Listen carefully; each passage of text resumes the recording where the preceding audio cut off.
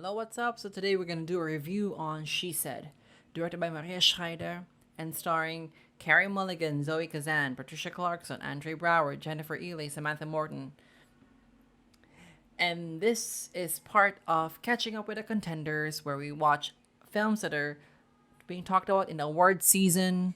We have awards buzz going to the Oscars, and now a lot of these films are dropping on streaming and VOD, so we have a lot of time to catching up with these films if you still haven't seen them in cinemas, and that's understandable.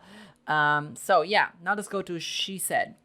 This is based on the 2019 book by the same name, She Said, Breaking the Sexual Harassment Story That Helped Ignite a Movement by Jodie Cantor and Megan Twohy. And this is about these two reporters who, in 2017, they got a tip that Harvey Weinstein is harassing actresses, and as they continue their investigation, they found out that this is not just one actress, two actresses, three actresses. This is decades-long behavior that has a lot of victims, but none of them are really able, or none of them are really willing to speak up. So then they gather around all these sources, they do interviews and documents and all to try to bring the story to light. Meanwhile, the pressure, when Harvey Weinstein already started knowing about this investigation, pressure starts to build up to kill this story. All right, so like I said with Causeway, this is one of the most anticipated films of 2022 because of a lot of things. First of all, Maria Schreider was terrific and as a director in Unorthodox, in which she won the Emmy for outstanding directing in a limited series. She also did I'm Your Man last year, starring Dan Stevens, who was just a beautiful sci-fi romantic comedy thing. So with this, and this is the story about that ignited the #MeToo movement, and exposed a lot of things about what Harvey Weinstein did in his stint as a producer in Miramax and in the Weinstein Company, and unfortunately that he's just one of the many. But that's the thing, his exposure started the exposure of many other things. So this is really a key investigation. So but to not really clutter my judgment on the congratulatory aspect of it, that other people might think about this film, because say, oh, this is Hollywood trying to taking stuff accountable. But I think I really saw this film as a digging deep into a self-criticism, not really a self-congratulation. This is really something that I thought was exposing, really ugly, and I don't think really glamorized journalism. I mean, I love journalism films. My short film when I was in college, my thesis film from film school was about journalism. All the President's Men is an all-time classic. Spotlight, I think, is one of the best winners of Best Picture in recent history. So I really just love this this subgenre of storytelling. Now with She Said, I think this is a beautiful take on this genre and really just shows the tumultuous aspect of covering this, the hurdles, the struggles, the forces that are trying to kill that voice of just exposing what's the truth. And the thing the film does really well is, number one, trying to really show how rigorous the job is. It's not really glamorous. It's not always running and exciting and just that exciting stuff. No, this is really a lot of paperwork and interviews and sitting down and traveling, a lot of traveling. But number two, it really is just honest about that aspect, and I think it understood that in this kind of genre where there's a lot of talking, a lot of dialogue, it's not taking those scenes for granted and then the scenes in between are the exciting part. Like here, the forward momentum of the film is in those moments of conversations and talking, and that is the forward momentum of the film. And that's what I love about films about journalism that does it right, is that it doesn't sideline. That is the core of that job. And the film does that really well. It does something with editing, and I think a lot of people don't like the editing. I actually do, because the rhythm is unpredictable, and it makes, number one, the rhythm makes it really engaged, because of how, like, you're not sure where it's gonna cut, and like it's just gonna jump into one scene to another. Other people don't like it. I do. Number two, it really balances the life of these journalists in the same thing, in the sense that it really shows it humanized them. And that gives more stake to the job that they're doing, is that it's not, it contextualizes things, for example, Megan is Carey Mulligan, right? Yeah. No. Yeah. Carey Mulligan is Megan to she suffers from postpartum depression, in the film, and I don't know. It's just beautiful to see them deal with their personal stuff, and also the journalistic aspect of it. And then Jodie Cantor, like with Zoe Kazan, is like this journalist who is, talking about sexual assault and rape, but she has a daughter there, so she's like trying to navigate, like, I don't want to expose you with this job, but then but she doesn't dump her down. Like, she knows that her daughter is smart, so I love that aspect. The film, I think, is very well written, very well directed by Martin Schreider. I kind of question why she's not being taken seriously for best director at this year's award season. She mounts scenes with really full understanding of, like, shot composition and framing, and the dynamics between the actors. And like I said a while ago, there's a lot of, like, traveling, a lot of cars, a lot of movement. So what I love about her direction, two things. First, no, let's go with four. Number one, a lot of the traveling. You see a lot of cars. So it really shows how this is a journey.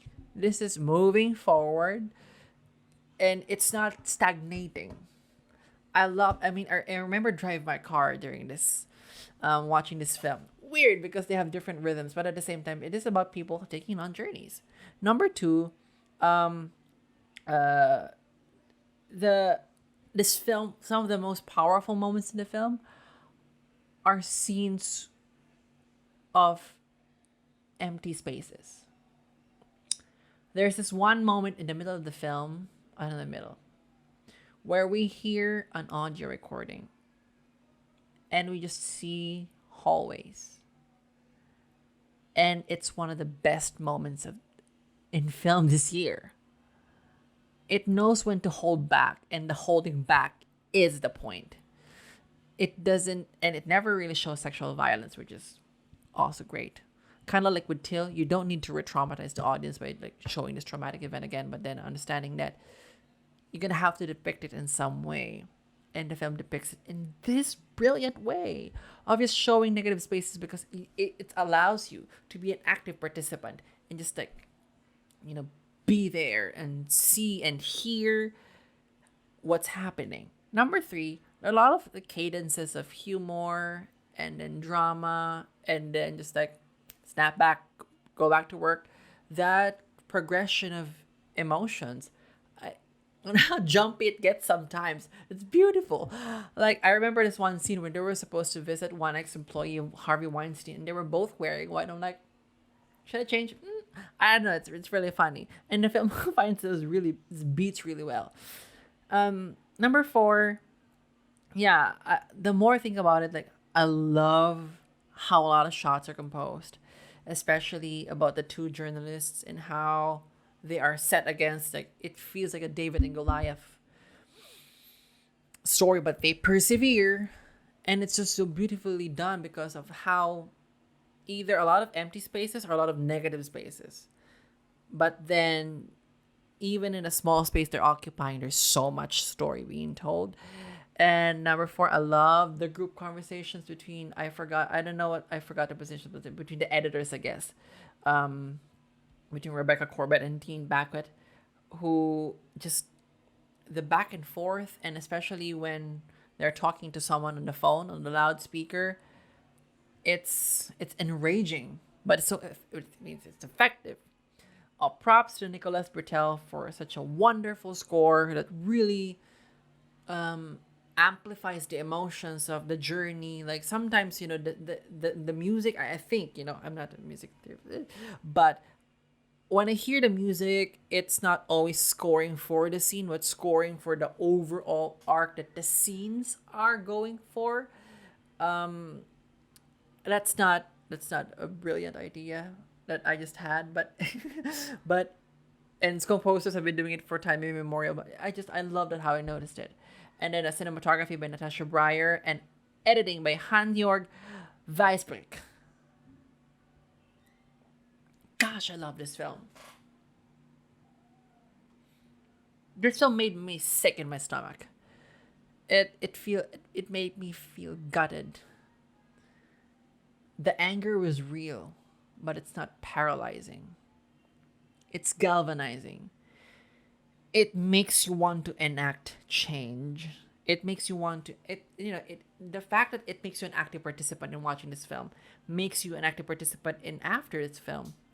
And I think that's the brilliance of films like this, is that this is not just a relitigation of what has happened before, but really, then what are you gonna do? I felt the same way with Spotlight. Like, there's so much anger. Like, I feel it in my stomach, like knots in my stomach. But then, it's not gonna paralyze you. But then it's gonna make you. It's not even catharsis really, but just a moment where it urges you to take action, not in a preachy way, of course. So I think this is just one of the most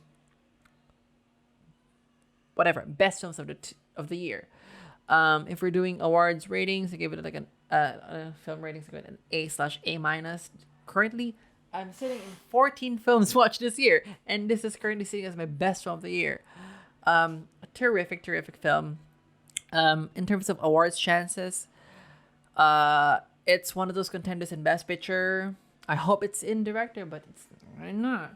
And then Best Supporting Actress for Carey Mulligan. I'm sorry, I love her work, but she's one of my top 5.